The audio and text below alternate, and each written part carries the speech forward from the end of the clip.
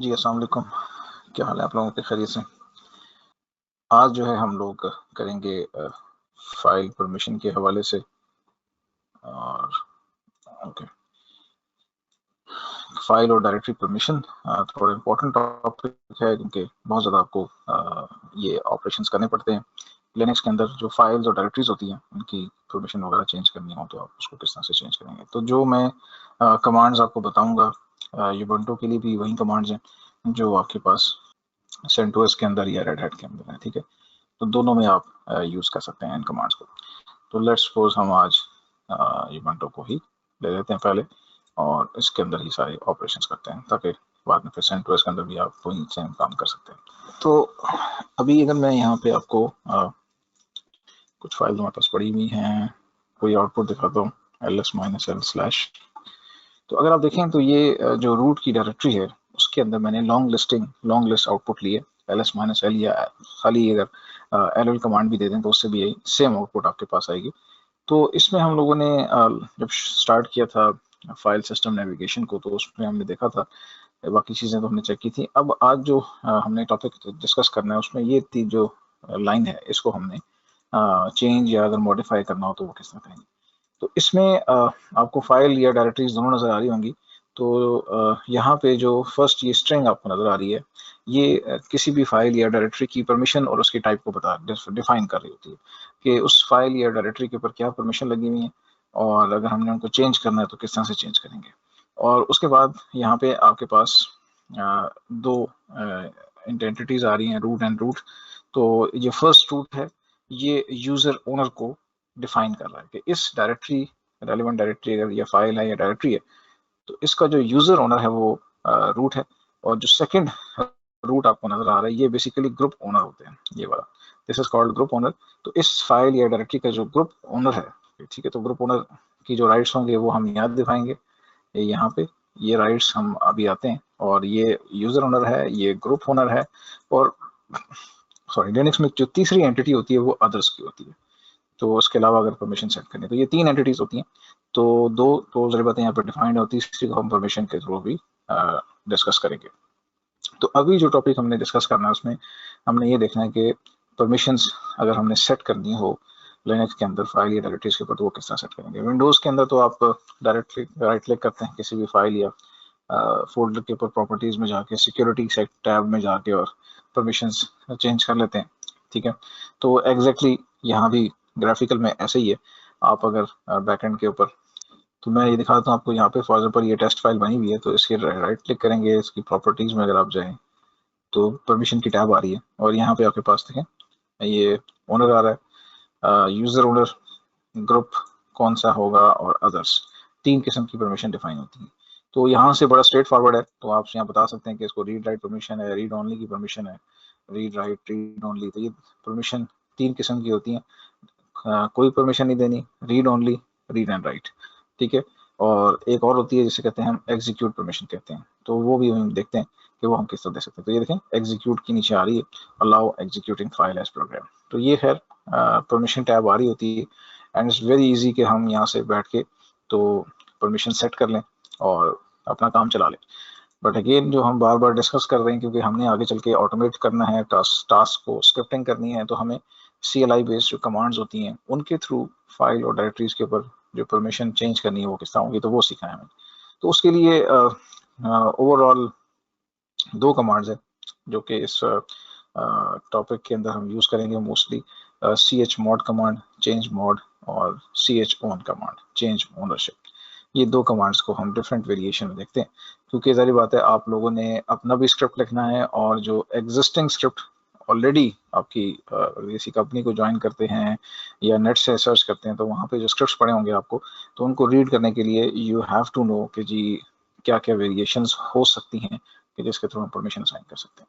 तो अगर हम इन परमिशंस को जो दी हुई इनको अगर रीड करने की कोशिश करें, अभी मैंने आपको ग्राफिकल दिखाया, तो इसका अगर हम थोड़ा सा देखें तो ये आपके पास जो ये परमिशन आ रही है इसमें बेसिकली फर्स्ट जो है वो शो करता है टाइप ऑफ ऑब्जेक्ट को कि ये फाइल है, ये डायरेक्टरी है या ये लिंक है।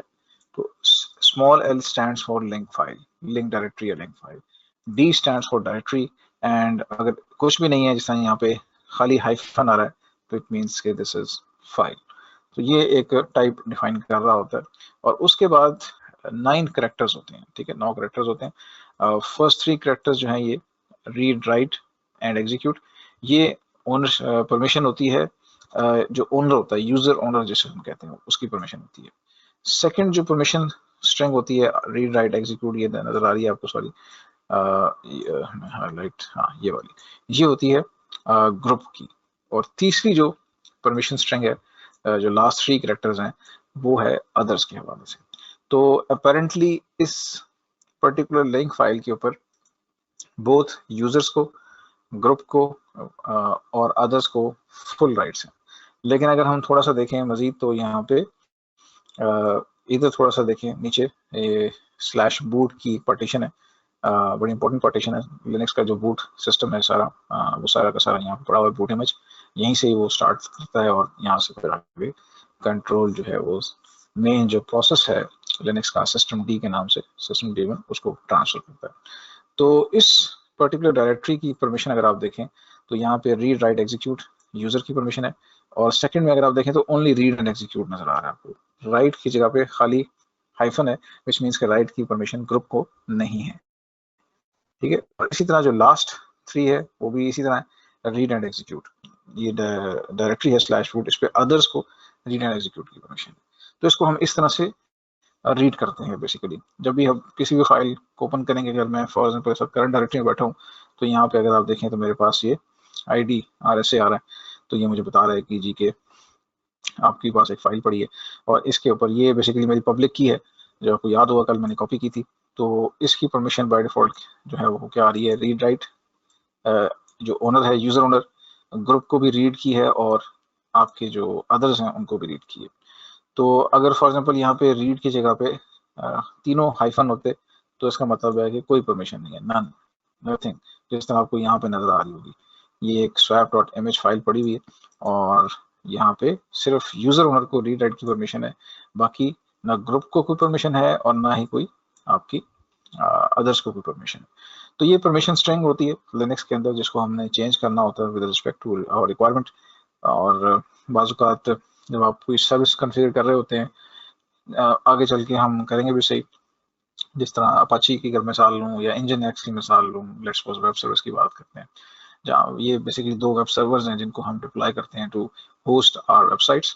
तो एक चीज़ ये होती है कि आप डिफ़ॉल्ट डायरेक्टरीज को यूज़ करें टू होस्ट योर वेबसाइट्स या जो कॉन्फ़िगरेशन है। और एक जो रिकमेंडेड वे है कि instead of using the default directory pattern, customized directory pattern को यूज़ किया जाए, कि मतलब कि सर्विस को किसी कस्टम डायरेक्टरी में जाके इंस्टॉल किया जाए, उसी कॉन्फ़िगरेशन फाइल वहाँ पे प्लेस की जाए। तो जब आप इस किस्म का कोई काम करते हैं तो उसमें फिर आपको उन डायरेक्टरीज के ऊपर परमिशन सेट करनी पड़ती है, ताकि जो सर्विस है उसको उस डायरेक्टरी के अंदर जो कॉन्फ़िगरेशन फाइल्स पड़ी हैं वो इजीली एक्सेसिबल हो। सॉर्ट ऑफ इस किस्म की रिक्वायरमेंट होती है, आपको ये करनी पड़ती है जब भी आप लोग किसी एक्टिविटी में पार्टिसिपेट करेंगे। डेवऑप्स की जो माइग्रेशन की एक्टिविटीज़ होती हैं या ऑपरेशन की एक्टिविटीज़ होती हैं या कॉन्फ़िगरेशन एक्टिविटीज़ होती हैं, तो उनमें ये डेली बेसिस के ऑपरेशन होते हैं। तो हम स्टार्ट करते हैं। तो chmod कमांड होती है, ठीक है, chmod कमांड हम यूज करते हैं टू चेंज द पैरामीटर्स। मैं यहाँ पे देख लेता हूँ, हमारे पास कुछ फाइल्स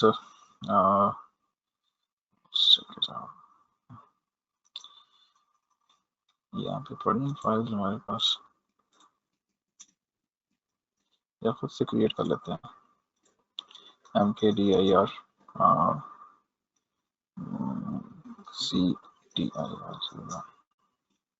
ठीक है। मैं कुछ ऐसी कस्टम डायरेक्टरीज क्रिएट कर रहा हूँ और कुछ फाइल्स क्रिएट कर रहा हूँ। टच फाइल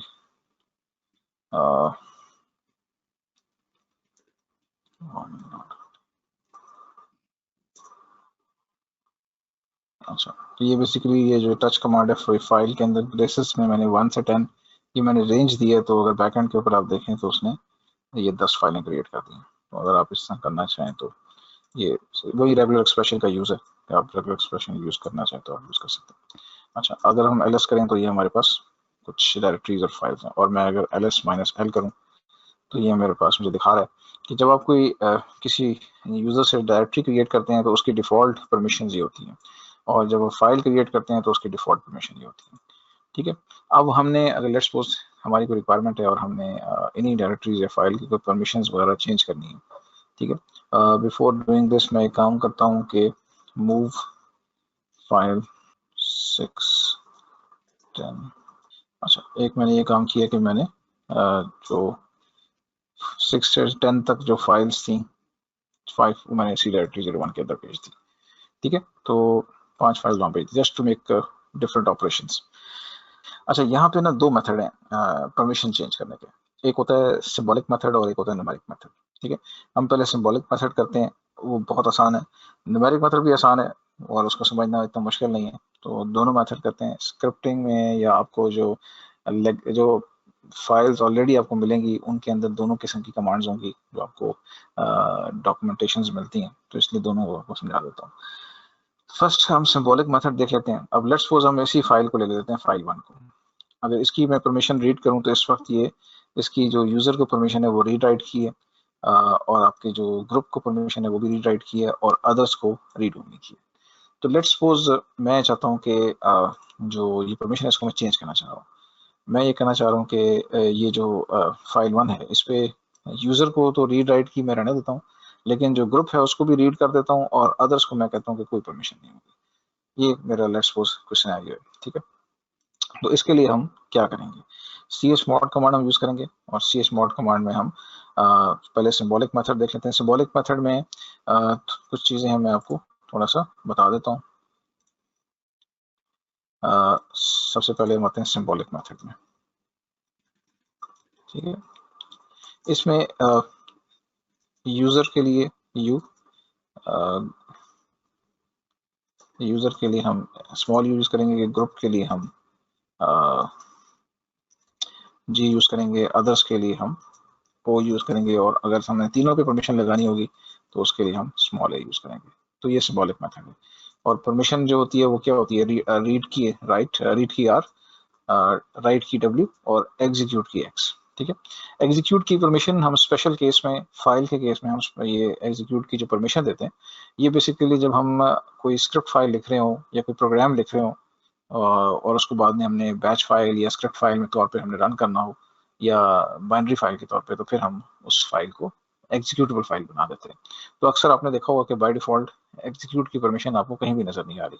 ये तभी नजर आती है जब हम किसी पर्टिकुलर फाइल को कन्वर्ट करना चाहें स्क्रिप्ट फाइल के अंदर, और डायरेक्टरी के ऊपर एग्जीक्यूट की परमिशन बाय डिफॉल्ट होती है। अब अगर आप देखें तो मैंने दो डायरेक्टरीज क्रिएट की, दोनों के ऊपर तीनों परमिशन स्ट्रिंग जो हमारी यूजर की है, ग्रुप की है और अदर्स की है, तीनों पे एग्जीक्यूट एक्स की परमिशन, मतलब एग्जीक्यूट की परमिशन दी हुई है। एग्जीक्यूट की परमिशन डायरेक्टरी पे इसलिए देते हैं ताकि अगर ये ना दे तो आप डायरेक्टरी के अंदर ब्राउज नहीं कर सकते, ओपन नहीं कर सकते डायरेक्टरी को। तो डायरेक्टरी को ओपन करने के लिए एग्जीक्यूट की परमिशन देनी पड़ती है, तो इसलिए ये बाय डिफॉल्ट है। ठीक है, तो ये पैटर्न है। अच्छा, तो अब लेट्स सपोज सिनेरियो ये है कि मैंने जैसा बताया कि फाइल 1 के ऊपर मैंने जो आपका यूजर है उसकी मैंने एज इट इज परमिशन रहने देनी है, रीड राइट की जो है तो उसको मैं यूज नहीं करता। अच्छा, ग्रुप की परमिशन को मैंने क्या करना है, उसमें से मैंने हम यहाँ पे दो यूज करेंगे ऑपरेटर, प्लस या माइनस। प्लस यूज करेंगे अगर हमने परमिशन असाइन करनी होगी, माइनस यूज करेंगे जब परमिशन वापस लेनी होगी।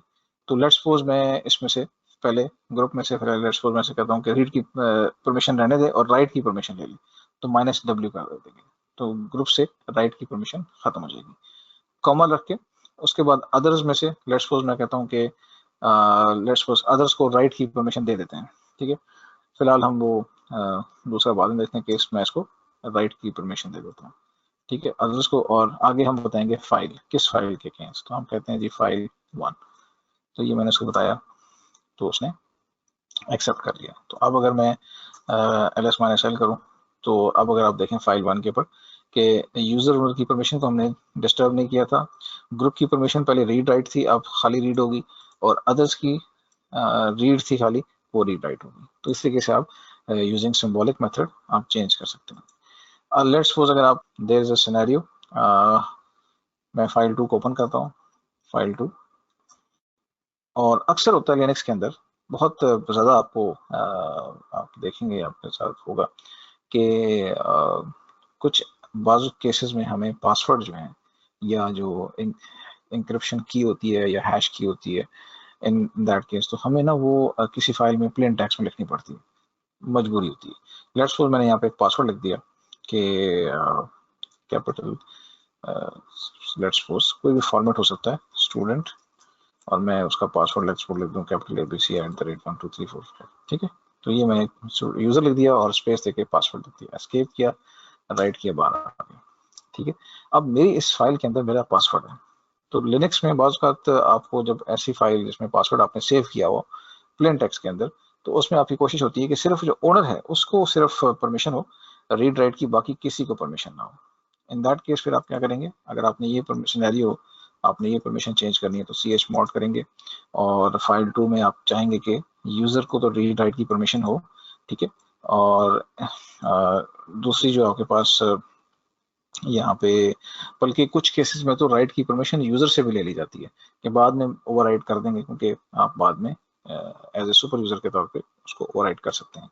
तो नॉर्मली रूट के अकाउंट से हम ये ऑपरेशंस कर रहे होते हैं, और रूट के बाद में चेंज कर सकता है, तो इसलिए बाय डिफॉल्ट रूट क्या करता है कि अपने आप से भी राइट की परमिशन ले लेता है। तो इस केस में हम अगर ये चेंज करना चाहें कि जो यूजर है उसको सिर्फ रीड की परमिशन हो, और ग्रुप को कोई परमिशन ना हो, और अदर्स को भी कोई परमिशन ना हो, तो इस केस में हम क्या करेंगे, chmod यूजर में से हम माइनस कर रहे हैं लेट्स सपोज राइट की परमिशन, ग्रुप में से हम माइनस कर रहे हैं फाइल 2 में हमने दोनों दी हुई है तो हम उसको ग्रुप माइनस RW के दोनों परमिशन माइनस कर दो, और अदर्स को भी हम और अगर अदर्स को भी अगर आप करना चाहें तो आप इसको इस तरह लिख सकते हैं GO, तो ग्रुप और अदर्स दोनों को दोनों कंबाइन हो जाएंगे, दोनों पे R और W की परमिशन माइनस करते हैं।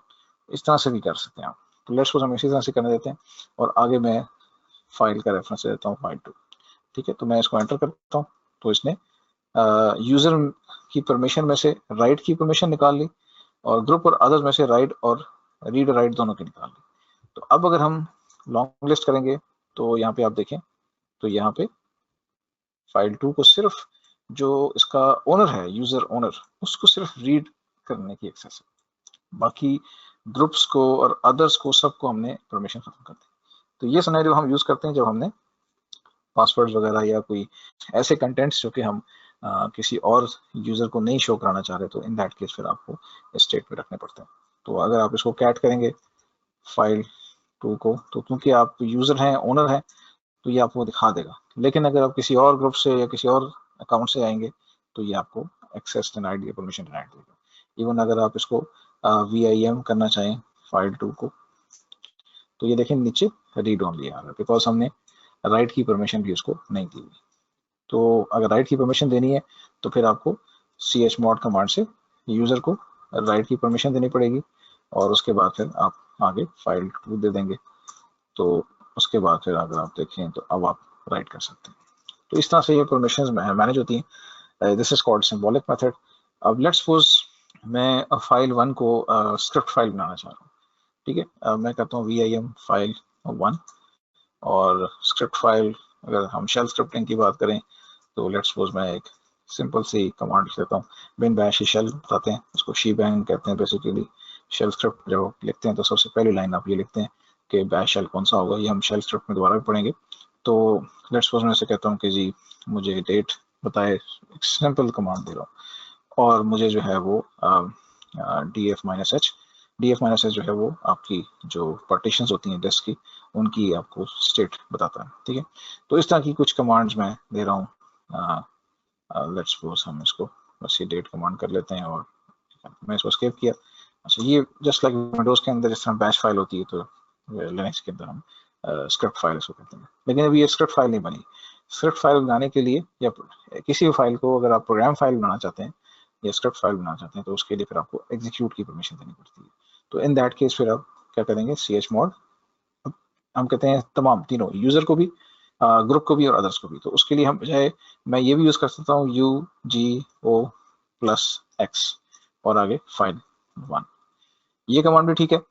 तो तीनों को एग्जीक्यूट की परमिशन दे देगा, और मैं चाहूँ तो ये काम कर सकता हूँ A+X, ये मुराद के ऑल, तीनों के लिए, ठीक है। तो अक्सर आपको डॉक्यूमेंटेशन के अंदर इस तरह की लाइन नजर आएगी, तो इसका मतलब होता है कि हम स्क्रिप्ट फाइल को एग्जीक्यूटेबल बनाने लगे हैं। तो मैं एंटर कर दूंगा इसको, और अब मैं ll कमांड करूं तो जैसे ही वो स्क्रिप्ट फाइल बनती है तो वो उसको क्या करता है कि वो उसको ग्रीन कलर से शो करता है। तो जब ग्रीन कलर नजर आए किसी फाइल के ऊपर तो इट मीन्स कि ये एग्जीक्यूटेबल फाइल है। अच्छा, इसको अगर हम अब रन करना चाहें तो रन करने के लिए हम ./ ये तरीका होता है, और आगे जो फाइल होती है स्क्रिप्ट फाइल होती है, तो इसको हम रन कर लेते हैं। नॉर्मली स्क्रिप्ट फाइल जो शेल स्क्रिप्ट होते हैं उनको .sh देते हैं एक्सटेंशन, ताकि पता चल सके कि ये जो है ये फाइल जो है ये कोई स्क्रिप्ट फाइल है। ये एक बेहतर और रिकमेंडेड वे होता है।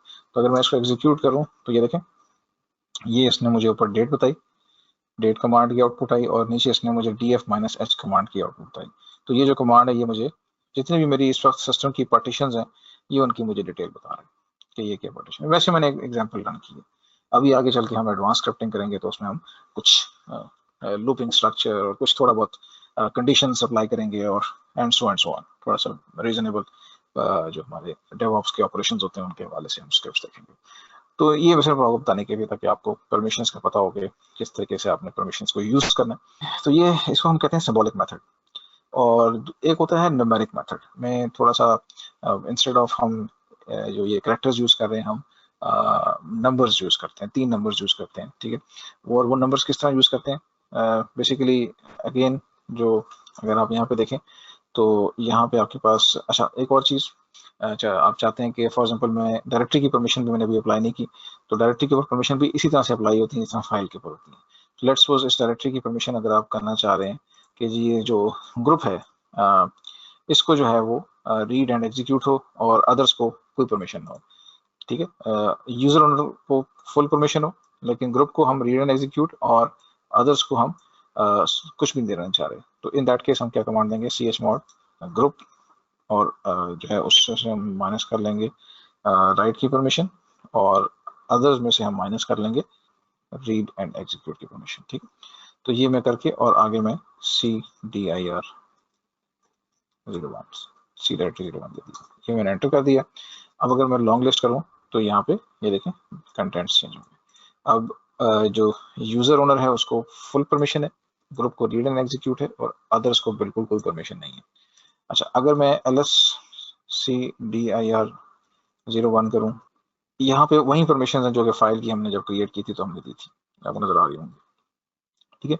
अगर आप चाहते हैं नहीं, जो परमिशन मैंने डायरेक्टरी पे दी है वही परमिशन रिकर्सिवली उस डायरेक्टरी के अंदर जो सब डायरेक्टरीज हैं या फाइल्स हैं सब पे अप्लाई हो जाए सेम परमिशन, ठीक है। तो उसके लिए फिर हम ये जो मैंने chmod कमांड यूज की है ये वाली, तो अगर मैं चाहता हूँ कि सब डायरेक्टरी से भी सारा कुछ हो जाए तो उसके लिए फिर हम क्या करेंगे, हम यहाँ पे -r का स्विच लगा देंगे, ठीक है। तो ये मैं स्विच लगा दूंगा तो ये क्या करेगा कि रिकर्सिवली उसके अंदर जितने भी सब डायरेक्टरीज या फाइल्स होंगे उनके ऊपर परमिशन सेम परमिशन अप्लाई कर देगा। तो अगर मैं इसको एंटर करूं और दोबारा मैं आपको ls दिखाऊं तो अगर आप नोटिस करें तो यहाँ पे उसने वही चीज अप्लाई कर दी, जो कि डायरेक्टरी पे परमिशन थी वही परमिशन उसने यहाँ पे भी अप्लाई कर दी। तो बेसिकली ये रीड राइट और रीड था, तो हमने उसे कहा कि ग्रुप से राइट की परमिशन ले लो और अदर से दोनों परमिशन ले लो, तो उसने ये आउटपुट दी थी। तो इस तरीके से भी आप परमिशन अप्लाई कर सकते हैं। अच्छा, दूसरा है हमारे पास न्यूमेरिक मेथड। यही काम अगर आपने न्यूमेरिक मेथड से करना होगा तो किस तरह करेंगे। न्यूमेरिक मेथड भी बहुत आसान है और इतना मुश्किल नहीं है, अगर मतलब कोई क्लियर आपको समझ आ जाए तो। न्यूमेरिक मेथड में होता है कि इसमें हम नॉर्मली, अगर आपने देखा होगा, कमांड कुछ इस तरह रन करते हैं, chmod 755 और आगे फाइल का पाथ, लेट्स सपोज फाइल 3, कुछ इस किस्म की हम स्ट्रिंग पास करते हैं, ठीक है। तो अब ये जो 75 है, व्हाट इज दिस, जैसा मैंने को बताया कि अगर बैकग्राउंड में आपको परमिशन स्ट्रिंग नजर आ रही हो किसी फाइल या डायरेक्टरी की, तो इसमें 3 एंटिटीज होती हैं, यूजर, ग्रुप और अदर्स। तो ये जो पहला डिजिट है ये यूजर की परमिशन बता रहा होता है, जो दूसरा डिजिट है ये ग्रुप की बता रहा होता है, और जो तीसरा डिजिट है ये अदर्स की परमिशन बता रहा होता है। अब ये 755 से हमें क्या कैसे पता चलेगा कि 7 का मतलब क्या है, 5 का मतलब क्या है। तो इस तरह कैसा होगा, बाजू का 750 भी होगा, 777 भी होगा, इस तरह की परमिशन आपको अक्सर जगह पे दिखाई देंगी। तो इसके लिए हम ये करते हैं कि वेट असाइन करते हैं रीड, राइट और एग्जीक्यूट को।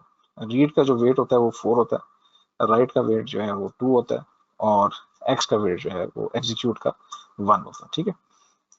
तो ये वेट हम देते हैं।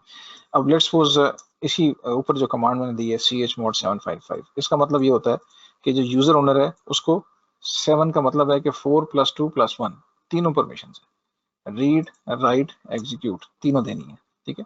अच्छा, दूसरे पे आए तो ग्रुप को क्या परमिशन देनी है? 5 का मतलब है कि रीड के 4 और एग्जीक्यूट का 1, तो 4 + 1 5 हो जाता है। तो इसका मतलब है कि ग्रुप को रीड डैश एग्जीक्यूट की परमिशन देनी है। और अदर्स को 5 का मतलब है इसको भी 4 रीड के हो गए और बाकी बचा 1, तो ये एग्जीक्यूट की वजह, तो ये भी रीड एंड एग्जीक्यूट है, ठीक है। तो अगर हम इसको इस तरह लें, लेट्स सपोज मैं ये परमिशन स्ट्रिंग देना चाह रहा हूँ कि यूजर ओनर को मैं रीड और राइट की परमिशन देना चाह रहा हूँ, ठीक है, और जो मेरा ग्रुप है उसको मैं रीड की परमिशन देना चाह रहा हूँ और अदर्स को मैं कोई परमिशन नहीं देना चाह रहा। तो इसको अगर ट्रांसलेट करें नंबर्स में तो हम क्या कमांड देंगे? chmod, अच्छा रीड राइट का कितना वेट बनेगा? रीड का 4 और w का 2, 4 + 2 6, ये 6 बन जाएगा। अच्छा, उसके बाद ग्रुप की क्या परमिशन है? सिर्फ रीड, तो रीड का क्या वेट है? 4, और अदर्स के लिए कोई परमिशन नहीं है तो मतलब 0 हो जाएगा, तो हम यहाँ पे 0 कर देंगे। तो जब भी किसी फाइल को आपने ये परमिशन देनी होगी तो आप बेसिकली ये डिजिट्स यूज करेंगे और आगे फाइल या डायरेक्टरी जो भी आप यूज करना चाहें। तो ये है, इसे कहते हैं न्यूमेरिक मेथड। तो ये भी आपको अक्सर जगहों पे नजर आएगा, जो डॉक्यूमेंटेशन है या कुछ ट्यूटोरियल्स हैं या जिस तरह हम लोग काम करते हैं तो रन बुक्स होती हैं जिसके अंदर सारी कॉन्फ़िगरेशन होती है किसी एक पर्टिकुलर डिप्लॉयमेंट की, तो वो बनवाई जाती हैं आपसे।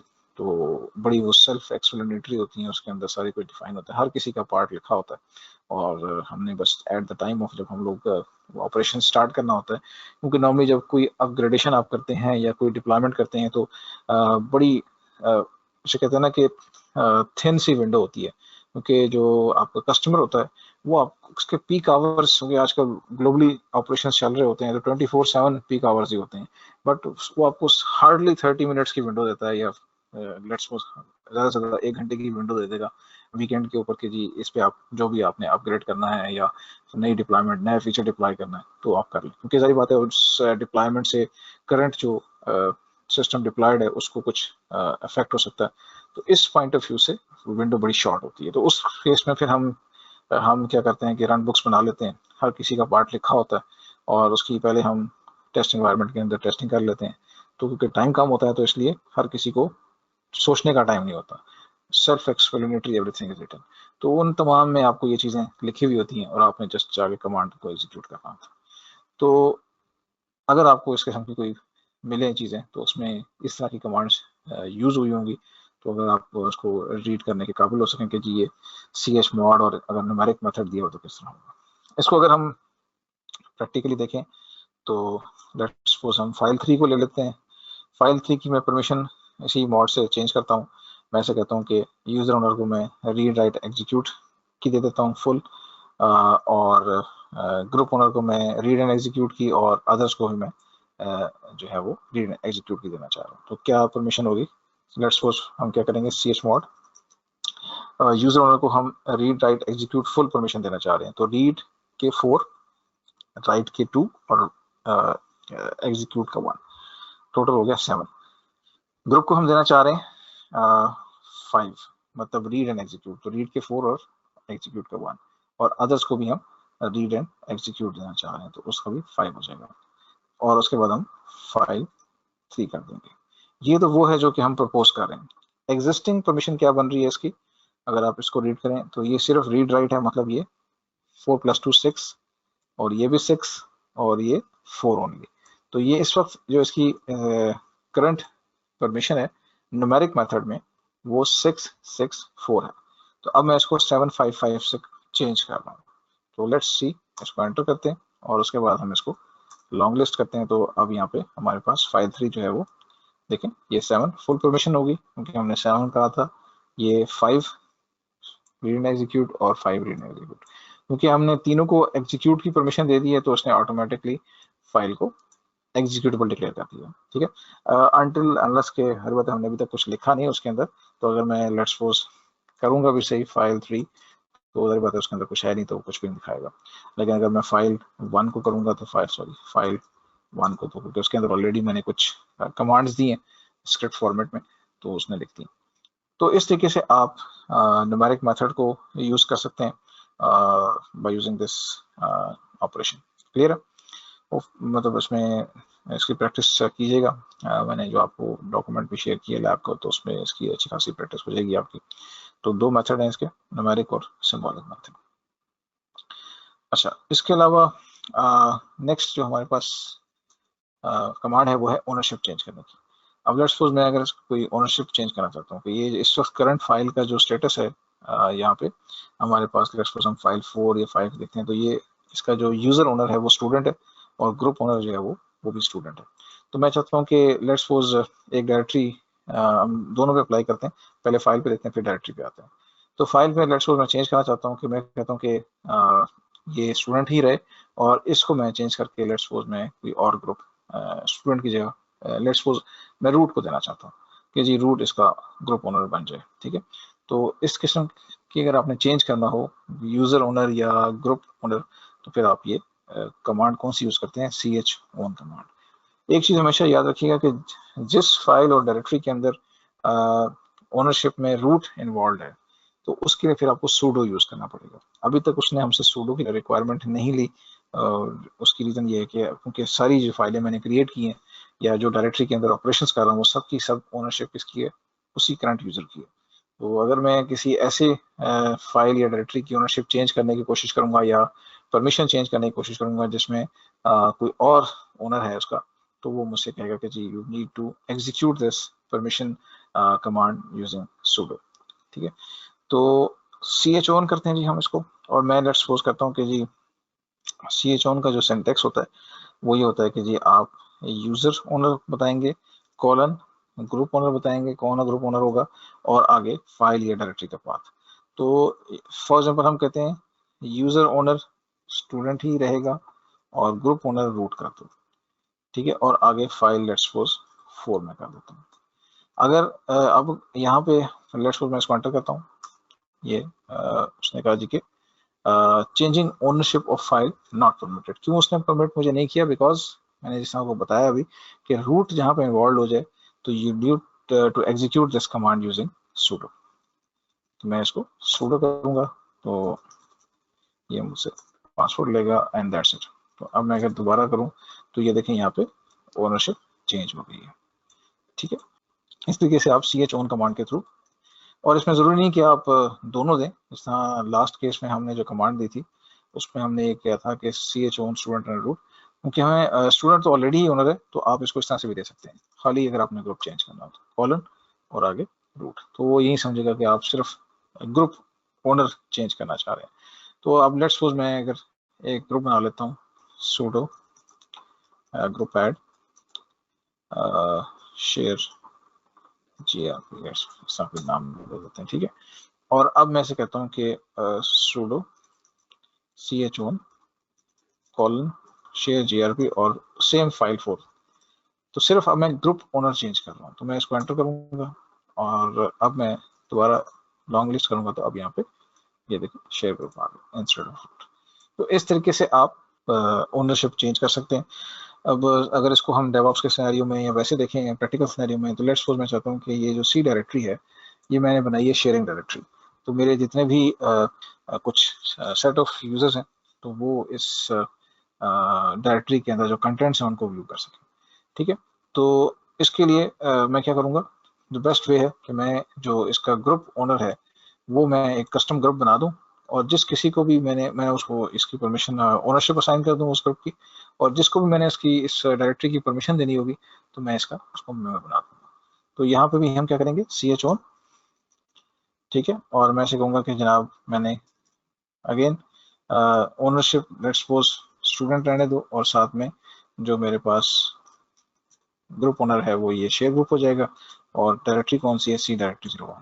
ठीक है, अच्छा यहाँ पे अगेन अगर आपने रिकर्सिव करना है क्योंकि इस डायरेक्टरी के अंदर ऑलरेडी कंटेंट्स पड़े हुए हैं, फाइल और डायरेक्टरी सब डायरेक्टरीज पड़ी हुई हैं, तो अगर आप चाहते हैं उन पर भी सेम परमिशन अप्लाई हो जाए तो आप chown -r का लगा देंगे। तो मैं इसको जैसे ही एंटर करूंगा, operation not permitted, you need to use sudo। ले जी, ये मैंने कर दिया। और अब अगर मैं आपको दिखाऊं ll कमांड से, तो ये देखें यहाँ पे भी चेंज हो गया।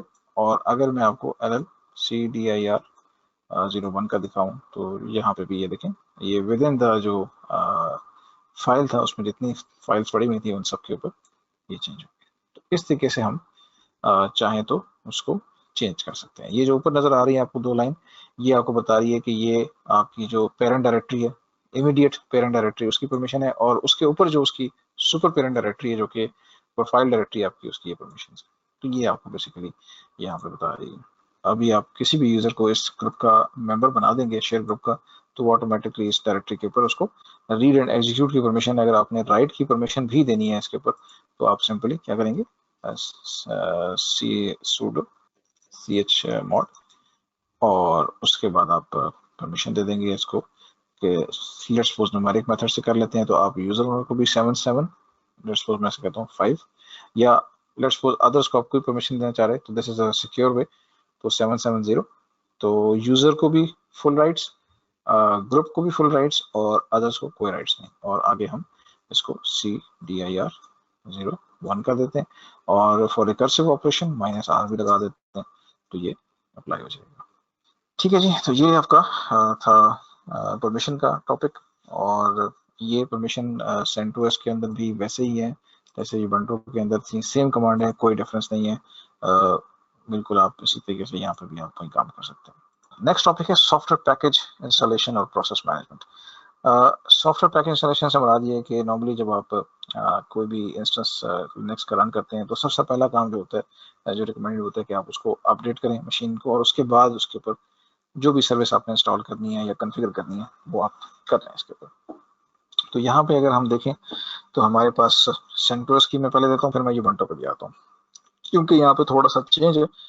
CentOS के अंदर 2 कमांड्स हैं या 2 प्रोग्राम्स हैं जिनके थ्रू हम ये काम कर सकते हैं। एक yum यूटिलिटी है और एक dnf यूटिलिटी है। और Debian डिस्ट्रीब्यूशन जो होती है, जिस तरह हमारे पास Ubuntu है, तो उसमें apt और apt get कमांड है, वहाँ पे 2 कमांड्स हैं। तो दोनों का हम देख लेते हैं। हमने ड्यूरिंग स्टार्ट में भी हमने इनको प्रैक्टिस की थी। तो अगर आपने कोई भी इंस्टॉल करना है, तो yum इंस्टॉल्ड, लेट्स सपोज आप पैकेज का नाम दे देते हैं, तो ये उसको इंस्टॉल करता है। But again this command have to be run with the super user. तो ये मैं इसको दूंगा, तो ये क्या करेगा, ये बेसिकली पैकेज इंस्टॉल कर देगा। तो उसने कहा जी पैकेज आपको ऑलरेडी इंस्टॉल्ड है, तो कुछ केस में ऑलरेडी इंस्टॉल्ड होगा, कुछ केस में ये मुझे बता देगा। ठीक है, तो इसी तरह आप यही कमांड को DNF के साथ भी यूज कर सकते हैं। तो DNF थोड़ा फास्ट है as compare to yum। yum backward compatibility के लिए एग्जिस्ट करता है, अभी भी काफ़ी लोग यूज़ करते हैं। DNF थोड़ा सा उसका जो लाइन ऑफ कोड है वो कम है as compare to yum, but operation सारे वही करते हैं जो yum के हैं। ये है CentOS के अंदर। और Ubuntu के अंदर हमारे पास यही काम हम apt कमांड से या apt get कमांड से कर सकते हैं। तो apt लेट्स सपोज इंस्टॉल्ड, मैं कहता हूँ nginx इंस्टॉल करते हैं लेट्स सपोज, तो again you have to execute this with the sudo। तो ये उसको, और उसने कहा जी कि ऑलरेडी इंस्टॉल्ड है। nginx बाय डिफॉल्ट इंस्टॉल्ड होता है, तो उसने कहा जी ऑलरेडी इंस्टॉल्ड है। और यही काम आप अगर आप apt get कमांड से करेंगे तो वो इंस्टॉल कर देगा। तो इस तरह से बेसिकली ये चीज़ें आ रही होती हैं। लेट्स सपोज मैंने ये ट्री कमांड यूज़ की थी मैंने CentOS के अंदर, तो Ubuntu में बाय डिफॉल्ट नहीं होती, तो उसने यहाँ पे कर दिया। अगर हम इसको इंस्टॉल करना हो तो इंस्टॉल करते हैं, और अगर हमने रिमूव करना हो तो हम रिमूव यूज करते हैं। तो ये यस कर देंगे तो ये रिमूव भी कर देगा। बेसिकली apt get कमांड से भी काम कर सकते हैं, और यही कमांड आप इंस्टॉल वाला apt कमांड से भी कर सकते हैं। तो apt कमांड बेसिकली इसमें अगर थोड़ा सा डिफरेंस अगर आपको नोट किया हो आपने, तो apt कमांड से नीचे आपके पास स्टेटस बार आ रही थी कि कितने % कंप्लीट हो गया, जबकि apt get कमांड में ये नहीं था। तो apt कमांड बाद में आई है, जिस तरह DNF आई बाद में, तो apt को उन्होंने थोड़ा सा उसमें चीजें और ऐड की, तो जिसमें से वन ऑफ द इसमें स्टेटस बार आ रही है, और इसके अलावा सर्चिंग कैपेबिलिटीज जो है वो ऐड की हैं इसके अंदर। तो ये थोड़े से स्लाइट डिफरेंस हैं Ubuntu के अंदर, जबकि CentOS में yum और DNF के अंदर एफिशिएंसी का आप फर्क कह सकते हैं। तो package installation is not a big deal. तो सबसे पहला काम होता है कि आप क्या करें, sudo, जब भी आप फर्स्ट टाइम आए sudo yum update command use करें। यहाँ पे। और ये देखें, ये बता रहा है कि जी टोटल जो अपडेट्स आई हैं ये कुछ सॉफ्टवेयर हैं जिनकी अपडेट अवेलेबल है।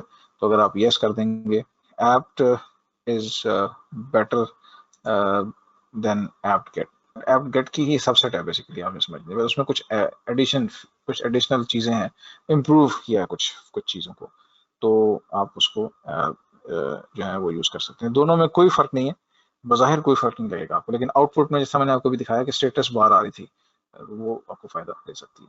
तो ये जनाब ये देखें अपडेट कर 105 MB का पैकेज है। इसी तरह यहाँ पे भी आपको यूबंटू के अंदर भी आप क्या करेंगे, सूडो फर्स्ट जो कमांड चलाएंगे, सूडो एप्ट अपडेट या एप्ट गेट अपडेट या एप्ट अपडेट कोई भी चला लें, तो ये आपको अपडेट करेगी। यहाँ पे सेंटोस के अंदर आप यम या डीएनएफ अपग्रेड या अपडेट करते हैं तो दोनों कमांड का एक ही पर्पज है। यूबंटू के अंदर पहले आपको ऐप अपडेट रन करनी पड़ती है। ऐप अपडेट कमांड क्या करती है कि डेटाबेस जो होता है ना सॉफ्टवेयर पैकेज का, उसको अपडेट करती है और इंस्टॉल को नहीं करती। तो इसने अपडेट कर दिया, नई जो अपडेट्स आई हैं उसने डेटाबेस के अंदर बता दिया कि जी पैकेज लिस्ट को उसने अपडेट कर दिया, ठीक है। तो पैकेज लिस्ट में बता दिया कि 39 पैकेजेस कैन बी अपग्रेडेड। तो अगर मैं यहाँ पर लिखूंगा sudo apt अपग्रेड, तो ये क्या करेगा, ये अब जो है वो मुझसे यस करेगा, तो ये अब बेसिकली जितनी भी इस वक्त पैकेज हैं उनको अपग्रेड करना शुरू कर देगा। और अगर देख रहे हैं तो ये पूरा परसेंटेज आपको बता रहा है कि कितने परसेंट जो है वो कंप्लीट हो गया। तो ये फर्स्ट ऑपरेशन आपको होना चाहिए जो आपकी नई अगर इंस्टेंस है। अगर एग्जिस्टिंग इंस्टेंस है तो you should have to check with the documentation, क्योंकि हो सकता है कि उस इंस्टेंस के ऊपर ऑलरेडी कुछ सर्विसेज चल रही हों और अगर आपने पैकेज अपडेट कर दिए या अपग्रेड कर दिया तो वो अपग्रेड के साथ इनकम्पैटिबिलिटी बिहेवियर आ सकता है। तो ये मेक श्योर कि जो भी डॉक्यूमेंटेशन के पॉइंट ऑफ व्यू से कोई भी सर्विस इंस्टॉल करने जा रहे हैं तो उसमें देख लें कि आपको मैक्सिमम किस वर्जन की सपोर्ट है। तो ये सारी चीज़ें आपने बिफोर डिप्लॉयमेंट ये सारी चीज़ें चेक करनी है, ठीक है। तो ये सिर्फ बताने के लिए कि अगर आपको यूज़ करना है तो आप यम या डीएनएफ को यूज़ कर सकते हैं। और इसके अलावा बहुत सारी यूटिलिटीज़ हैं जो यम प्रोवाइड करता है, डीएनएफ प्रोवाइड करता है, एप्ट प्रोवाइड करता है आपको, तो आप उन यूटिलिटीज़ को यूज़ कर सकते हैं, ठीक है। तो और भी बहुत सारी हैं, अगर आपने लिस्ट करनी है कि आपके ऑलरेडी जो सॉफ्टवेयर इंस्टॉल्ड हैं या अवेलेबल सॉफ्टवेयर हैं, या आपने कोई पैकेज को सर्च करना है, या आपने ये चेक करना है कि पर्टिकुलर जो कॉन्फ़िग फाइल है वो किस पैकेज का हिस्सा है, तो ये आपको क्यूरी कर सकते हैं आप यहाँ से। सेंटोस में एक्चुअल जो इंस्टॉलेशन होती है पैकेज की, आपने देखा होगा उसके आखिर में .rpm होता है। .rpm red hat package manager, तो सेंटोस और रेड हैट दोनों फेडोरा ये सब .rpm पैकेज यूज करती हैं। जबकि यूबंटू के अंदर क्योंकि डीबियन डिस्ट्रीब्यूशन है तो आखिर में DPKG के नाम से एक्सटेंशन होती है। तो नेट पे भी आपको अगर फाइल नजर आएंगी तो वो एक्सटेंशन से आपको पता चल जाएगा कि ये किस डिस्ट्रीब्यूशन का पैकेज है। तो नॉर्मली हम जो पैकेज, अगर एक स्टैंड अलोन पैकेज है उसको जब इंस्टॉल करते हैं तो हम सेंटोस में या रेड हैट में RPM कमांड यूज करते हैं। और अगर हम डिस्ट्रीब्यूशन की बात करें यूबंटू की तो हम उसके लिए डी पैकेज कमांड होती है, DPKG कमांड, बस वो हम यूज करते हैं और इंस्टॉल कर देते हैं। लेकिन उन दोनों कमांड्स का जो ड्रॉबैक है वो ये है कि बहुत सारे केसेस में ऐसा होता है जब आप कोई पैकेज इंस्टॉल करते हैं तो उसकी कुछ डिपेंडेंसीज होती हैं, और जब तक वो डिपेंडेंसीज में जो पैकेज उसको चाहिए वो ना इंस्टॉल्ड हो तो वो पैकेज इंस्टॉल नहीं होता। तो RPM पैकेज मैनेजर जो है, रेड हैट का पैकेज मैनेजर या यूबंटू का जो डी पैकेज जो उसका है, वो दोनों में ये कैपेबिलिटी नहीं है कि वो जो जो डिपेंडेंसी है उसको रिजॉल्व कर सकें। तो इसके लिए फिर हम ये यम कमांड और एप्ट कमांड को यूज करते हैं। यम या DNF में ये प्रोबेबिलिटी है कि ये ना सिर्फ पैकेज को इंस्टॉल करती है बल्कि उससे रेलिवेंट जो डिपेंडेंसीज होती हैं उनको भी इंस्टॉल करती है, आपको मतलब वो नहीं करती, हैसल क्रिएट नहीं करती। इसी तरह यूबंटू के अंदर भी हम जब एप्ट कमांड या एप्ट गेट कमांड यूज करते हैं तो वो डिपेंडेंसीज को भी साथ में रिजॉल्व करके इंस्टॉल कर देता है। तो that is the difference between RPM और यम के और डी पैकेज और उसके दरमियान ऐप के कमांड के दरमियान। तो मैं यहाँ पे भी दिखा देता हूँ आपको, होपफुली ये देखें ये प्रोग्रेस बार, क्योंकि हमने ऐप कमांड यूज की थी, ऐप से अपडेट और अपग्रेड किया है तो उसने प्रोग्रेस बार दिखा रहा है, जो कि ऐप गेट कमांड में आपको नहीं आएगी। ये डी पैकेज और -i के साथ आप पैकेज का नाम देंगे, जो भी पैकेज आपके पास है। तो अगर आपने एक स्टैंड लोन पैकेज को इंस्टॉल करना है तो आप सिंपल उस पैकेज का नाम देंगे, लेट्स सपोज पैकेज, जो भी पैकेज का नाम है .dpkg, इस तरह जो है वो आपके पास एक्सटेंशन होगी और आप उसको इंस्टॉल कर लें। ठीक है, इसी तरह ये सेंटोस के अंदर भी आपके पास जो होता है वो RPM होता है। तो app list installed, listing done. कोई पैकेज सर्च करना है तो आप सर्च भी कर सकते हैं। उसके लिए बेसिकली आपके पास sudo सर्च, लेट्स मैं कहता हूँ nginx, तो ये हमें बताएगा, ये देखें कि nginx का जो पैकेज है वो किस किस आपके पास अवेलेबल है। तो ये जहाँ जिस पैकेज के अंदर nginx की अवेलेबिलिटी है तो वो सारे लिस्ट यहाँ पे आपको दिखा रहा है। ठीक है, ये जिस पैकेज के अंदर nginx का कोई रोल है। इसी तरीके से कोई भी आपने इन्फॉर्मेशन लेनी है, सर्च करना है, तो आप यहाँ से अपाची लेट्स सपोज करना है तो ये आपको अपाची के हवाले से बता देगा। ठीक है, और ये भी कर सकते हैं। और एक कमांड होती है ऐप कैशे, आप ये भी यूज कर सकते हैं। तो दोनों आपको बेसिकली आउटपुट देंगी। ऐप कैशे यानी वो आपको डिटेल आउटपुट दे रही है along with the description, summary जो होती है वो भी साथ दिखा रही है। तो इस तरीके से आप यहाँ भी कर सकते हैं। और यम है तो यम के अंदर भी आप लिस्ट, लेट्स सपोज आप HTTP, और इसका मुझे दिखा दो, लेट्स सपोज मैं स्टैटिक रेगुलर एक्सप्रेशन यूज कर लेता हूँ। तो HTTP के नाम से जितने पैकेज होंगे उन सबको ये दिखा देगा मुझे कि जी ये कितने पैकेज हैं। तो इस तरीके से आप कर सकते हैं। यहाँ पे हमारे पास बहुत सारी चीज़ें कि आप यम कमांड से जो है वो या ऐप कमांड से डिफरेंट ऑपरेशंस कर सकते हैं। तो ये अभी चेक कर रहा है जितनी भी इसकी ऑनलाइन रेपोजिटरीज हैं उन सबसे उनकी बेसिकली इंडेक्सिंग कर रहा है। इंडेक्सिंग जब कंप्लीट हो जाएगी उसके बाद आपको ये दिखा देगा कि अवेलेबल इंस्टॉल्ड पैकेज कौन से हैं और अवेलेबल पैकेज कौन से हैं। और लेट्स सपोज एक चीज़ होती है कि अगर आपने चेक करना हो कि एक पर्टिकुलर फाइल जो है वो किस पैकेज का हिस्सा है तो वो भी आप चेक कर सकते हैं। मिसाल के तौर पर आप इसे कहते हैं sudo yum provides और आगे आप फाइल का पाथ दे दें। तो ये देखें, मैंने उससे कहा कि यार चेक करो कि ये जो HTML का ये पाथ है, ये जो डायरेक्टरी है, ये किस पैकेज का हिस्सा है, किस पैकेज ने इसको डिप्लॉय किया था या क्रिएट किया था। तो मुझे बता रहा है कि ये जो है पैकेज है ये दिखा रहा है कि जनाब HTTPD का पैकेज है और ये इससे बेसिकली आया है। तो अगर आपने कोई फाइल चेक करनी हो, ये तो मैंने डायरेक्टरी चेक की, आप इसको इस तरह भी दे सकते हैं etc sshd_config, आई थिंक ये फाइल है। तो ये मुझे बताएगा, ये देखें कि ये जो कॉन्फ़िगरेशन फाइल है ये किस पैकेज का हिस्सा है। तो आप इस तरह से डेटाबेस से क्वेरी भी कर सकते हैं। तो ये सारी चीज़ें हैं जो कि डिफरेंट ऑपरेशंस हैं जिनको आप यूज़ करके तो आप जो है वो ये सारे काम चला सकते हैं।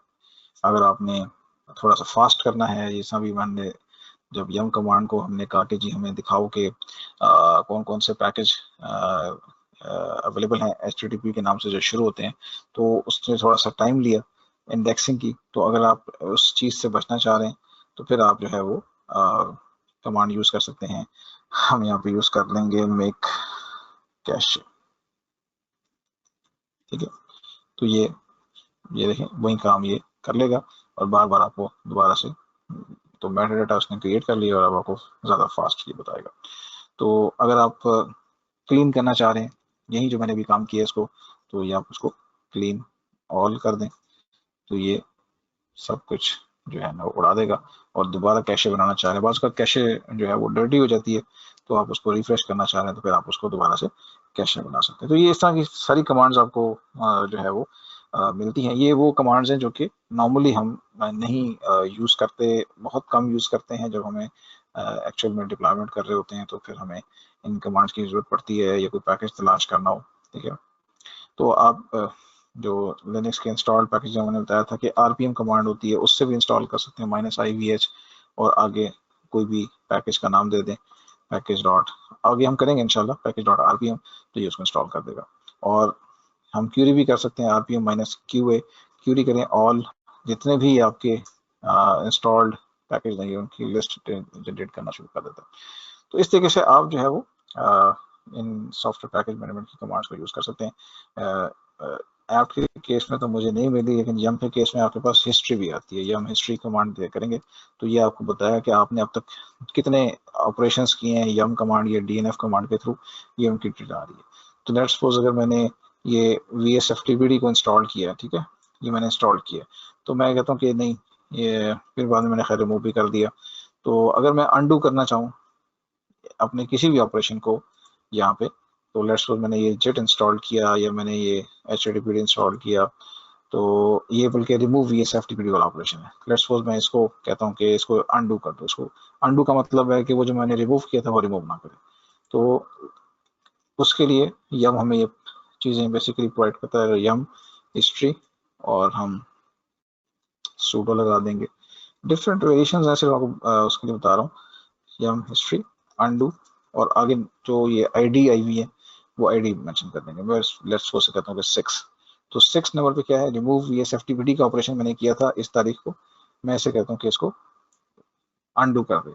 अनडू का मतलब है कि अगर रिमूव किया था तो उसको दोबारा इंस्टॉल कर देगा, और अगर इंस्टॉल किया था तो उसको रिमूव कर देगा। तो मैं इसको अगर एंटर करूँ तो ये क्या करेगा, ये देखें, इसने कहा जी के dependencies resolved and 6 remove VSFTPD ecosystem undoing transaction. तो हम अगर इसको चेक करें, सिस्टम CTF स्टेटस VSFTPD, ठीक है, तो सर्विस एग्जिस्ट करती है। इसका मतलब है कि सर्विस जो है वो इनएक्टिव है बट एग्जिस्ट करती है, तो विच मीन्स के उसने अनडू कर दिया हुआ। तो इस तरीके से आप जो है वो किसी भी ऑपरेशन को इस सेंटोस के अंदर कर सकते हैं। यूबंटू के अंदर नहीं है ऐसा कुछ एप्ट कमांड के साथ, तो आपको खुद ही जो उसकी हिस्ट्री होती है उसके थ्रू आपको जो है वो चेक करना पड़ेगा, तो उसके बाद फिर आप कर सकते हैं। ठीक है जी, तो ये जनाब आपका सॉफ्टवेयर पैकेज इंस्टॉलेशन के हवाले से हो गया। और प्रोसेस मैनेजमेंट को मैं आपको बताऊंगा आगे ट्रबल शूटिंग सेक्शन में, मैंने उसको मूव कर दिए। नेक्स्ट वीक में इंशाल्लाह हम लिनक्स की थोड़ी सी ट्रबल शूटिंग सिनेरियोस को डिस्कस करेंगे, तो उसमें मैं ले गया हूँ प्रोसेस मैनेजमेंट के, उसमें ज़्यादा मुझे लगा कि in accordance with the topic है। अदरवाइज यहाँ पे अगर मैं कहूँगा तो वहाँ पे आपको क्लियर समझ नहीं आएगी उसकी प्रैक्टिकल डेमोन्स्ट्रेशन की। तो ये जनाब आपका सॉफ्टवेयर इंस्टॉलेशन का है। नेक्स्ट जो टॉपिक है हमारा, that is also very important, वो है how to create and mount local and network file system. ठीक है, आपको डेवऑप्स के अंदर या डेवऑप्स ये जो डे टू डे ऑपरेशंस होते हैं उसके अंदर अक्सर आपको जो है वो, अगर आप क्लाउड प्लेटफॉर्म्स की बात करें, अमेजोन की या एज्योर की या गूगल क्लाउड प्लेटफॉर्म की, तो वहाँ पे भी आपको रनिंग इंस्टेंस के ऊपर डिस्क ऐड करनी पड़ती हैं, लोकल डिस्क, या कुछ रिक्वायरमेंट होती है, कुछ सिनेरियो में होता है कि सिनेरियो, अगेन पॉसिबल सिनेरियो क्या हो सकता है of mounting the network drive या नेटवर्क पार्टीशन को अगर माउंट करना हो, या नेटवर्क शेयर डायरेक्टरी को माउंट करना हो लिनक्स मशीन के ऊपर। क्यों माउंट करते हैं नेटवर्क पार्टीशंस को या नेटवर्क ड्राइव या शेयर, जो भी आप नाम दे दें, बेसिकली वो NAS ड्राइव के थ्रू आती है, या कोई भी ऐसी IP बेस्ड जो स्टोरेज डिवाइसेस होती हैं उनके थ्रू हमें, अगर कोई हमें माउंट करना हो पार्टीशन को या शेयर डायरेक्टरी को, तो फिर हम वो कैसे माउंट करेंगे। और उसकी प्रैक्टिकल अप्रोच या प्रैक्टिकल सिनेरियो ये हो सकता है कि आपने नॉर्मली जो बैकअप्स होते हैं डिफरेंट एप्लीकेशन लेवल के या डेटाबेस के, या कोई भी बैकअप्स आप रख रहे हो, तो आप कोशिश करते हैं कि आप रिमोट पाथ के ऊपर बैकअप्स को कॉपी करें, उनको रखें। तो हम क्या करते हैं सिनेरियो कि जी हमने उनको किसी NAS या IP बेस्ड स्टोरेज डिवाइस पे रखना है, और उसके लिए जारी बात है आपको IP बेस्ड जो स्टोरेज डिवाइसेस होती हैं उनके अंदर जो आपने शेयर फोल्डर्स या डायरेक्टरीज बनाई होती हैं या पार्टीशन बनाई हुई है, तो उनको हम माउंट करते हैं यहाँ पे, और माउंट करने के बाद हम फिर उनके ऊपर डाटा जो भी हमने कॉपी करना है बैकअप का या जो भी उसको कॉपी करते हैं। तो ये दो मतलब सिनेरियोज हैं जिनकी वजह से हमने ये मतलब मैंने कोशिश किया कि आपको इस टॉपिक से भी थोड़ा सा इंट्रो दूं। तो इसमें डिफरेंट हम कमांड यूज करेंगे। अगर मैं आपको यहाँ पे वैसे दिखाऊं, एक कमांड होती है LSBLK कमांड, ये होती है बेसिकली लिस्ट ब्लॉक डिवाइसेस। अगर आप यहाँ पे भी LSBLK कमांड करेंगे सेम है, यहाँ पे जो है वो लिस्ट ब्लॉक डिवाइसेस ये बता रहा है आपको कि आपकी इस इंस्टेंस के साथ कितनी लोकल डिस्क अटैच है। ठीक है, और यहाँ पे अगर हम देखें तो यहाँ पे एक आपको डिस्क नजर आ रही है SDA और SDB। ठीक है। लिनक्स के अंदर जो आपकी लोकल डिस्क होती है उनको उसका जो एब्रीवेशन होता है वो इस तरह से यूज होता है, SDA, SDB, SDC, जितनी भी लोकल डिस्क होंगी, और उनकी जो डेफिनेशन होती है या उनकी जो डिटेल होती है वो /dev पार्टीशन के अंदर मौजूद होती है। इनफैक्ट अगर हमने डिस्क ऑपरेशंस करने होंगे बाद में तो हम उसको इस तरह एक्सेस करेंगे, /dev/SDA या 1 या SDA 2 या SDA 3। अगर मैं इसको टैब प्रेस करूं तो लेट्स सपोज मैं से कहता हूं कि LS और यहाँ पे SDA, तो ये देखें ये SDA1, और इसी तरह SDB का टैब प्रेस करूं तो SDB। तो जितनी आप यहाँ पे बनाएंगे, एक डिस्क SDA होती है और उसके अंदर जो उसकी पार्टीशंस आप बनाते हैं, जिस तरह विंडोज के अंदर आप C drive, D drive, E drive बनाते हैं, तो इसी तरह लिनक्स के अंदर पार्टीशंस होती हैं, जो लोकल पार्टीशंस वो SDA1, SDA2, SDA3 इस तरह होती है। और इसी तरह दूसरी डिस्क जो है वो SDB के नाम से, और उसके अंदर भी एक पार्टीशन अटैच है। तो ये इस तरीके से आप पार्टीशन आते हैं। तो आप पार्टीशंस क्यों बनाते हैं, आपको नजर थोड़ा सा अगर आ रहा हो तो आप अगर फोकस करें तो मैंने एक और डिस्क अटैच की हुई है यहाँ पे, और उस डिस्क को मैंने एक पार्टीशन बनाई और उस पार्टीशन को मैंने माउंट कर दिया, और माउंट करने के बाद मैं उसको लेट्स सपोज जिस तरह आप क्लाउड प्लेटफॉर्म के ऊपर जब आप इंस्टेंस चलाएंगे तो वैसे तो DB सर्विसेज बाय डिफॉल्ट भी उनके इंजन्स चल रहे होते हैं, बट अगर आप किसी इंस्टेंस के अंदर लिनक्स के कोई डेटाबेस इंस्टॉल करते हैं तो आपकी कोशिश होती है कि जो डेटाबेस रॉ डाटा है वो किसी ऐसी डिस्क के ऊपर हम कॉपी करें या उस पर रखें कंपैरेटिवली ज़्यादा फास्ट हो, एफिशिएंट हो, परफॉर्मेंस ओरिएंटेड हो। तो इन दैट केस फिर हम क्या करते हैं कि क्योंकि डिस्क की जो कैटेगरीज होती हैं विद रिस्पेक्ट टू परफॉर्मेंस, तो आप अगर हाई परफॉर्मेंस डिस्क यूज़ करेंगे किसी क्लाउड प्लेटफॉर्म के ऊपर तो आपको ज़्यादा पे करना पड़ेगा, लो परफॉर्मेंस यूज़ करेंगे तो आपको कम पे करना पड़ेगा। अब आपकी रिक्वायरमेंट पे है, तो अगर आपकी रिक्वायरमेंट लेट्स सपोज अगर यूज़र का आपने कोई डाटा या फाइल सर्वर आप होस्ट कर रहे हैं तो फाइल सर्वर के लिए परफॉर्मेंस मैटर नॉर्मली नहीं करती, आप ऑर्डिनरी जो डिस्क परफॉर्मेंस है उसको यूज़ कर सकते हैं, क्योंकि वो इतना डाटा मैटर नहीं करता, क्योंकि आर्काइव हो रहा होता है, डाटा बैकअप हो रहा होता है, ठीक है। उसके लिए आपको ज़्यादा मसला नहीं होता। लेकिन जो ऐसी एप्लीकेशन जो ज़्यादा आपको जिनमें एफिशिएंसी चाहिए, आपको परफॉर्मेंस चाहिए, तो फिर आप कोशिश करते हैं कि जो क्लाउड प्लेटफॉर्म्स हैं उनसे अच्छी जो लेवल की जो डिस्क होती है वो लें और उसके ऊपर ये होस्ट करें डेटाबेस की या एप्लीकेशन सर्विसेज की या कोई और थर्ड पार्टी एप्लीकेशन अगर आप होस्ट करना चाह रहे हैं। तो इन तमाम सिनेरियो में लेट्स सपोज कि अगर आपको कहा जाता है कि जी एक आप अब डिस्क की टाइप्स अगर बात करें तो क्लाउड प्लेटफॉर्म के ऊपर आपने देखा होगा आपको मैग्नेटिक डिस्क मिलती है, आपको SSDs की डिफरेंट टाइप्स मिलती हैं, ब्लॉक उसमें आपको और भी टाइप्स मिलती हैं। तो SSDs जो हैं वो ज़्यादा परफॉर्मेंस ओरिएंटेड होते हैं और उनमें भी टाइप्स होती हैं, हाई परफॉर्मेंस SSDs होती हैं, लो परफॉर्मेंस SSDs डिस्क होती हैं। तो ये आजकल SSD डिस्क बहुत ज़्यादा इन है क्योंकि ज़्यादा फास्ट है as compare to normal SATA या जो SAS ड्राइव्स होती हैं उनसे ज़्यादा फास्ट इनफ होती हैं, तो इसलिए SSD डिस्क बहुत ज़्यादा यूज़ हो रही हैं।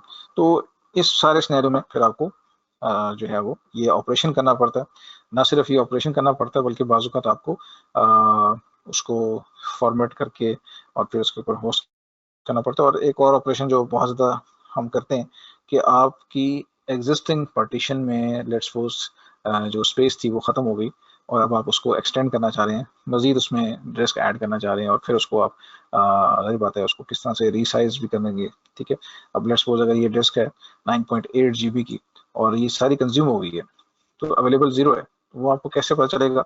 df-h कमांड से आपको पता चलेगा कि आपकी जो पार्टीशन है उनकी यूज़ टोटल साइज कितना है, यूज़ कितना है और अवेलेबल कितना है। तो लेट्स सपोज अगर हमारी ये जो dev SDB1 है ये पार्टीशन है, तो अगर हमने अवेलेबल यहाँ पे 0 आ रही हो, यहाँ पे देखें यूज परसेंटेज आ रही है, तो अगर यूज परसेंटेज 99% आ रही है तो इट मीन्स के इस पार्टीशन को आपको एक्सटेंड करना पड़ेगा, एक्सटेंड करके फिर इसको रीसाइज भी करना पड़ेगा, क्योंकि जो फाइल सिस्टम होते हैं पार्टीशन के ऊपर क्या करते हैं, प्रोसीजर क्या होता है कि फाइल आप सबसे पहले डिस्क अटैच करते हैं, उसके ऊपर पार्टीशनिंग बनाते हैं और हर पार्टीशन के अंदर एक फाइल सिस्टम से उसको फॉर्मेट करते हैं।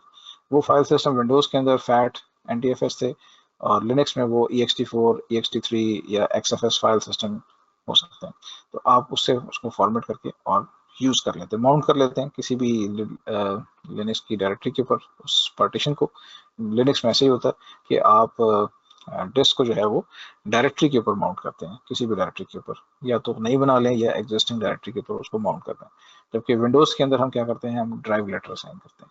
विंडोज के अंदर भी आप किसी डायरेक्टरी के ऊपर माउंट कर सकते हैं पार्टीशन को। ठीक है, ठीक है जिनसे कल हम इसी टॉपिक को कंटिन्यू करेंगे और लोकल पार्टीशन को भी करेंगे और नेटवर्क फाइल सिस्टम जो होता है एनएफएस या जो पार्टीशन होती है उसको भी माउंट करेंगे और उसके ऊपर भी हम डाटा रखेंगे। कल इंशाल्लाह फिर आप लोगों से मुलाकात होती है। Thank you so much. Allah Hafiz.